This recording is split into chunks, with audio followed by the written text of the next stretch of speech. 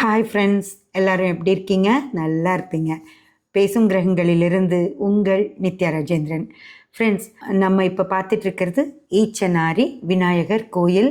இந்த விநாயகர் கோயில் கோயம்புத்தூர்லேருந்து பொள்ளாச்சி போகிற வழியில் ஈச்சனாரி அப்படின்ற இடத்துல இருக்கிற விநாயகர் கோயில். கோவையினுடைய அடையாளமே இந்த விநாயகர் கோயில் தான் அப்படின்னு சொல்லலாம். இந்த கோயிலுக்குள்ளே வந்தீங்க அப்படின்னாலே ரொம்ப திருப்தியாக, ரொம்ப ரொம்ப நிம்மதியாக, ஒரு சந்தோஷமான, ஒரு உற்சாகமான ஒரு மனநிலை ஏற்படும் திரும்பி போகும்போது. அதுக்கு நான் கேரண்டி ஃப்ரெண்ட்ஸ். இந்த விநாயகர் உங்களுக்கு என்ன கொடுக்குறாரோ எனக்கு தெரியாது, ஆனால் நிம்மதியை கட்டாயம் கொடுப்பார் ஃப்ரெண்ட்ஸ். இந்த விநாயகருக்கு என்ன ரொம்ப ரொம்ப விசேஷம் அப்படின்னா, எல்லாருமே இங்கே இந்த ஈடு தேங்காய் போடுவாங்க. பாருங்கள், நானே அந்த தம்பி போடுறதை பார்த்து பயந்துட்டு போகிறேன். இந்த விநாயகருக்கு ரொம்ப ரொம்ப பிடிச்சது தேங்காவும் பால் கொல்கட்டையும் அப்படின்னு சொல்லி படைக்கிறாங்க. இந்த விநாயகர் எனக்கு ரொம்ப ரொம்ப பிடிச்ச விநாயகர். நான் எவ்வளோ தடவை இந்த கோயிலுக்கு வந்திருப்பேன் அப்படின்னு சொல்லவே முடியாது.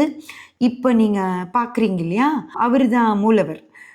இவர் முதல்ல நாங்கள்லாம் இந்த வழியில் பஸ்ஸில் போகும்போதே நம்ம இந்த விநாயகரை தரிசிச்சுட்டு போயிடலாம். ஏன்னா நம்ம பஸ்ஸில் உட்காந்து மேலேருந்து பார்க்கும்போது யாரும் மறைக்கவே மாட்டாங்க, முழுமையாக விநாயகர் தெரிவார்.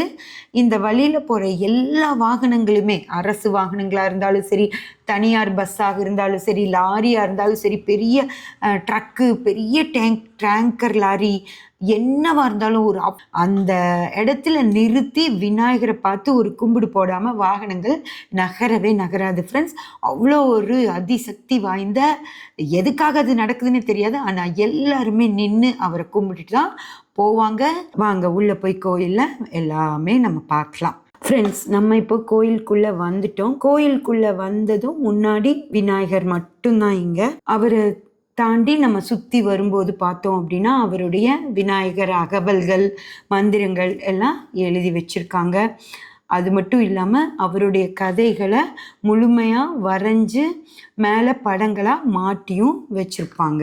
விநாயகர் சம்மந்தப்பட்ட நிறைய கதைகள், அவர் எப்படி இங்கே இருந்தார், என்னெல்லாம் பண்ணார், அவருடைய அற்புதங்கள் என்ன, அவருடைய சக்திகள் என்ன அப்படிங்கிற விஷயங்கள் எல்லாமே படங்களாக அங்கே முழுமையாக எல்லாமே வச்சுருப்பாங்க. அது எல்லாமே நம்ம பார்த்து தெரிஞ்சுக்கலாம். நல்லாயிருக்கும், மிக மிக சிறப்பாக இருக்கும். ஒரு பங்குனி உத்திரத்தன்னைக்கு நான் இங்கே வந்தோம். நான் என்ன நினச்சிட்டேன்னா, பங்குனி உத்திரம் எல்லா மக்களும் முருகர் கோயிலுக்கு போயிடுவாங்க, விநாயகர் கோயிலில் பெருசாக கூட்டம் இருக்காது அப்படின்னு நினச்சிட்டு நாங்கள் அன்றைக்கி வந்தோம். ஆனால் அன்றைக்கி என்னாச்சு அப்படின்னு பார்த்தீங்கன்னா, ஏப்ரல் 1 இந்த வருஷம் தான், 2026 ஏப்ரல் 1ன்றதுனால எல்லா மக்கள் புது கணக்கு எழுதுறதுக்காக நிறைய பேர் வந்துட்டாங்க கோயிலுக்கு. அதனால் அன்றைக்கி கூட்டமாக இருந்துச்சு கோயில். இல்லைன்னா இது ஒரு கூட்டமா அப்படின்னு கேட்குறீங்களா? எங்களுக்கு ஈச்சனாரி விநாயகர் கோயில் இதுவே கூட்டம் தான் ஃப்ரெண்ட்ஸ். ஏன்னா ரிலாக்ஸாக இருப்பார். முக்கியமான சதுர்த்தி நாட்கள், இல்லை வேறு ஏதாவது புது வருடம், அந்த மாதிரி நாட்களில் தான் ரொம்ப கூட்டமாக இருக்கும். மற்ற நாட்கள் விநாயகர் ஃப்ரீயாக தான் இருப்பார். அதனால் நாங்கள் ரிலாக்ஸ்டாக நல்லா பார்த்துட்டு போவோம். இன்றைக்கி கொஞ்சம் கூட்டமாக இருந்துச்சு, ஆனால் அது ஒன்றும் பிரச்சனை இல்லை ஃப்ரெண்ட்ஸ். இந்த விநாயகர் இங்கே எப்படி வந்தார், அவரோட இந்த ஸ்தல வரலாறு என்ன அப்படின்னு சொல்லி பார்த்தீங்கன்னா, மதுரையில் ஒரு சிறப்பாக சிலை செய்யக்கூடிய ஒரு இடத்துல கோவை பேரூருக்கு ஒரு விநாயகர் சிலை செஞ்சு கொடுக்க சொல்லி கேட்டிருக்காங்க. அப்படி விநாயகர் சிலை செஞ்சு மதுரையிலேருந்து இங்கே அனுப்பிச்சி வச்சுருக்காங்க. அப்படி வந்தவர் தான் இந்த விநாயகர். மதுரையிலேருந்து ஒரு மாட்டு வண்டியில் விநாயகர் சிலையை ஏற்றி இங்கே கொண்டு பேரூரில் இறக்கறதுக்கு வர்றப்போ, இந்த ஈச்சனாரிங்கிற இடத்துக்கு வரும்போது அங்கே மாட்டு வண்டியோட அச்சு முறிஞ்சு வண்டி அதுக்கு மேலே நகர முடியாமல் போயிடுது. அப்போ என்ன பண்ணாங்கன்னா, விநாயகர் சிலையை இறக்கி வச்சுட்டு மாட்டு வண்டியை ரெடி பண்ணியிருக்காங்க. எல்லாம் ரெடி பண்ணதுக்கப்புறம் கிளம்புறப்போ விநாயகரை எடுத்து வண்டியில் வைக்க போனால் விநாயகரை நகர்த்தவே முடியலையாம் ஃப்ரெண்ட்ஸ். எல்லாம் அவங்க வந்தவங்கெல்லாம் நகர்த்தி பார்த்துருக்காங்க, நகர்த்த முடியல. அதுக்கப்புறமா அந்த ஊர் மக்கள் எல்லாமே விநாயகரை தூக்கி அந்த வண்டியில் வைக்க ட்ரை பண்ணியிருக்காங்க. எவ்வளோ முயற்சி பண்ணியும் விநாயகரை நகர்த்தவே முடியல. அதுக்கப்புறம் தான் மக்கள் முடிவு பண்ணுறாங்க, இந்த விநாயகர் இங்கேருந்து போக மாட்டார், அவருக்கு இந்த இடம் பிடிச்சி போச்சு, இங்கேயே உட்காந்துட போகிறாருன்னு முடிவு பண்ணிவிட்டு ரொம்ப சந்தோஷமாக அன்னையிலேருந்து அவரை இங்கேயே வச்சு வழிபட ஆரம்பிச்சிட்டாரு. நம்ம அந்த டிவி காட்டினோம் பார்த்தீங்களா, விநாயகர் உள்ள லைவாக தெரிஞ்சார் இல்லையா, அதுக்கு கீழே ஒரு போர்டு இருந்துச்சு ஃப்ரெண்ட்ஸ். கவனிச்சிருப்பீங்கன்னு நினைக்கிறேன். அந்த போர்டில் விநாயகரோட வருட வருட எவ்வளோ வருமானம் வந்திருக்கு கோயிலுக்கு, மக்கள் எவ்வளோ கொடுத்துருக்காங்க அப்படின்னு எழுதி வச்சிருக்காங்க. அதில் பார்த்தீங்கன்னா ஒரு வருடம் கூட முன்னத்து வருடம் வந்ததை விட கம்மியாக வரவே இல்லை. நிறைய வருமானம் விநாயகர் ஈட்டி கொடுத்துருக்காரு. அதனால் விநாயகருக்கு மிக சிறப்பாக அழகாக கோயில் கட்ட ஆரம்பிச்சிட்டாங்க.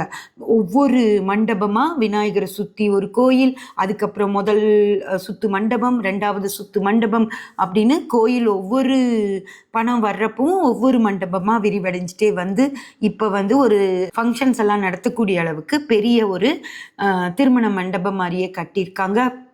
அதுக்கப்புறம் மக்கள் இளைப்பாடுறதுக்காக நிறைய சுத்து மண்டபங்கள் கட்டியிருக்காங்க. இதுதான் ஃப்ரெண்ட்ஸ் அந்த திருமண மண்டபம். இதில் பார்த்தீங்கன்னா கிளம்பி வந்த மக்கள் யாரும் அவ்வளோ சீக்கிரம் கிளம்பி போகவே மாட்டாங்க. அங்கேயே உட்காந்து கொஞ்ச நேரம் இளைப்பாரிட்டு அவங்க கொஞ்சம் சந்தோஷமாக கதைகள் பேசிட்டு குடும்ப விஷயங்களை எல்லாம் பேசிட்டு ஜாலியாக எல்லாரும் கொஞ்ச நேரம் உட்காந்துருப்பாங்க. அதுக்கு காரணம் பார்த்தீங்கன்னா ரொம்ப குளுமையாக இருக்கும் அந்த மண்டபம். அதனால எல்லாருமே வந்து ரிலாக்ஸாக நல்லா சந்தோஷமாக அங்கே பாருங்கள் எவ்வளோ பேர் உட்காந்துட்ருக்காங்க. அந்த மாதிரி எல்லாருமே ஜாலியாக உட்காந்துப்பாங்க. அதே போல் எதிரிலேயே பாருங்கள் அந்த நந்தவனம் இருக்குது. அந்த நந்தவனத்தில் நிறைய மூலிகை செடிகள் வச்சுருக்காங்க.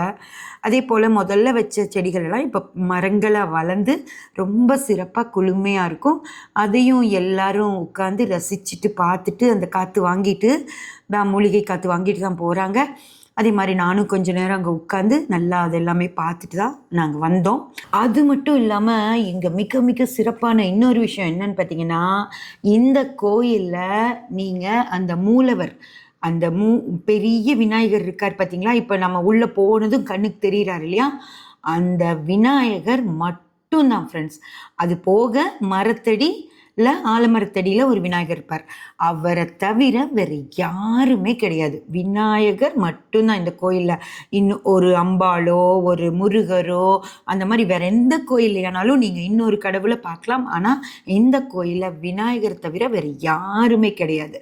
அது வந்து இந்த கோவிலுடைய மிகப்பெரிய சிறப்பு ஃப்ரெண்ட்ஸ். அது மட்டும் இல்லாமல் இந்த விநாயகரை வாகனாதிபதி அப்படின்னு சொல்லி சொல்கிறாங்க. அது எப்படி இந்த விநாயகருக்கு இந்த அம்சம் வந்துச்சு அப்படின்னு தெரியல. யார் வண்டி ஒரு புது வண்டி எடுத்தால் அது சைக்கிளாக இருந்தாலும் சரி, நீங்கள் அந்த ஜேசிபி பார்த்தீங்களா, இப்போது அந்த ஜேசிபி மாதிரி மிகப்பெரிய வண்டிகள், லாரிகள், காரு, பஸ்ஸு, என்ன வண்டியாக இருந்தாலும் வண்டி எடுத்ததும் முதல்ல இந்த விநாயகரை பார்க்க தான் எல்லாருமே வருவாங்க. வந்து இந்த விநாயகருக்கு பூஜை போட்டுட்டு ஒரு ஈடு தேங்காய் போட்டுட்டு போவாங்க. நாங்களும் எங்கள் பொண்ணுக்கு எடுத்த வண்டியை இங்கே வந்து பூஜை போட்டுட்டு போகலான்னு சொல்லி தான் அன்றைக்கி நாங்கள் வந்தோம். வந்துட்டு உங்களுக்கும் இந்த விநாயகரை காட்டணும் அப்படின்னு சொல்லி இந்த காட்டுறேன் ஃப்ரெண்ட்ஸ். உங்களுக்கு இந்த விநாயகர் காட்டினதில் எனக்கு ரொம்ப ரொம்ப சந்தோஷம். ஆனால் இன்னொரு மிகப்பெரிய ஒரு வருத்தம், அது என்ன அப்படின்னு சொல்லி நான் உங்களுக்கு அடுத்த பதிவில் கொடுக்குறேன். இவ்வளோ அழகான இவ்வளோ தெய்வீக அம்சம் கொண்ட இந்த விநாயகரை வேறு மாதிரியும் காட்டணும்னு சொல்லி நிறைய பேர் நினைக்கிறாங்க ஃப்ரெண்ட்ஸ். அதை என்னால் தாங்கிக்கவே முடியல. என்னோட வருத்தத்தை தான் நான் உங்களுக்கு பகிர்ந்திருக்கேன். அடுத்து வர்ற பதிவில் அது என்ன அப்படிங்கிற விஷயத்தையெல்லாம் நான் உங்களுக்கு சொல்கிறேன். அது கேட்கும்போது நீங்களுமே ரொம்ப வருத்தப்படுவீங்க அப்படின்னு தான் எனக்கு தோணுது. இது மாதிரியெல்லாம் நடக்கிறத உங்களால் ஏற்றுக்க முடியுதான்னு அந்த பதிவில் வர்ற கமெண்ட்ஸில் நீங்கள் சொல்லணும் அப்படின்னு நான் எதிர்பார்க்குறேன். பெண்கள் எல்லாருமே முக்கியமாக பார்க்கணும். அது உங்கள் வாழ்க்கையவே மாற்றக்கூடிய ஒரு விஷயமாக ஒரு பதிவாக அது இருக்க போகுது. கண்டிப்பாக அடுத்த பதிவை எல்லாரும் அவளோட எதிர்பாருங்க. அந்த பதிவை முழுமையாக பார்த்து அதை நிறைய பகிரவும் செய்யுங்க. அது என்னோட மன வருத்தம், குமரல் கூட சொல்கிறேன், ரொம்ப கஷ்டமாக இருக்குது. அதை பற்றி நான் அடுத்த பதிவில் உங்ககிட்ட பேசுகிறேன் ஃப்ரெண்ட்ஸ். Thank you friends.